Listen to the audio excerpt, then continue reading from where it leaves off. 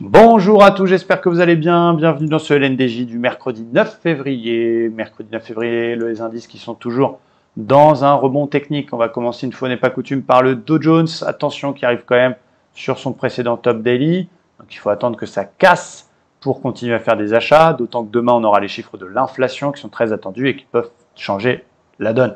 Cependant, la cassure des 61,8 nous donne quand même une forte probabilité d'un retour sur 100%. Mais, je répète, les chiffres demain peuvent tout changer. En 4 heures, on est collé au précédent plus haut. En 1 heure, difficile d'acheter maintenant. Donc mon plan du jour, c'est d'attendre un petit repli. Pourquoi pas, si j'enlève le Fibo pour que ce soit plus clair pour vous, sur l'espèce de petit support qu'on a fait pour essayer de payer au plus proche des 35 200 et ou une cassure nette des plus hauts, petit throwback qui va bien et on s'éclate pour des achats. Hier, j'ai malheureusement tenté 2 fois d'acheter la cassure d'OPR sur du très court terme. J'ai eu un peu de volatilité et derrière, c'est là qu'il s'est envolé. Regardez comme l'analyse technique est quand même très respectée. On avait le gros niveau résistance à 200. C'est passé, c'est venu se réappuyer et ça repump derrière pour aller chercher la zone du précédent plus haut des 550. Donc techniquement, c'est quand même assez propre. Là où on va pêcher parfois, c'est sur la gestion de notre stress et des émotions. C'est pour ça qu'il faut attendre des setups 5 étoiles. Personnellement, je ne vends pas ce marché. J'attends un repli pour essayer de le payer au plus proche des 200. Et puis sur peut-être OPR, bas d'OPR cet après-midi ou cassure par le haut de la zone des 530, 540. Du côté du DAX, c'est pareil, ça pump. Il y a toujours cette vague de Wolf Daily qui fait son job. 1, 2, 3, 4, 5. Il est très haussier.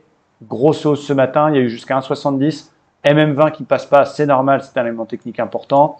Donc du coup, vu qu'on arrive quand même sur un obstacle potentiel, eh bien, je suis obligé d'attendre un petit repli. Et qu'est-ce qu'on a ce matin? On avait un canal haussier qui a été défoncé par le haut. Donc ça aurait été plutôt cool d'avoir un petit repli sur le haut du canal, même si c'est moins alléchant. L'idéal étant un petit repli sur le bas de canal, ça aurait été super, vers les 290-300. Mais du coup, ça fait une baisse quand même importante, ça fait une baisse de 150 points à patienter. Donc là, il va vraiment falloir garder ses mains dans ses poches. Je ne paye pas sur une accélération, j'attends un repli.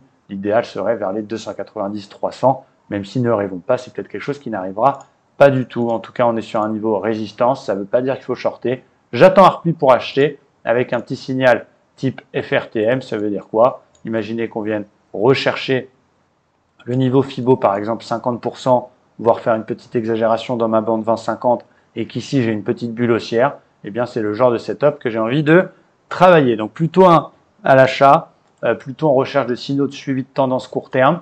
Et pour terminer, le Nasdaq qui vient de passer sa résistance, sa zone qui ne passait pas les 800-820.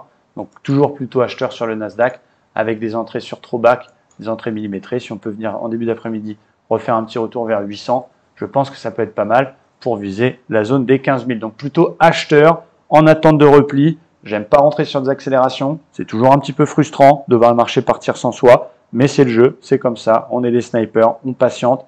Et on y va si on a un 5 étoiles. Merci à tous, j'espère que c'était clair. Très bonne fin de journée et à très vite. Bye bye.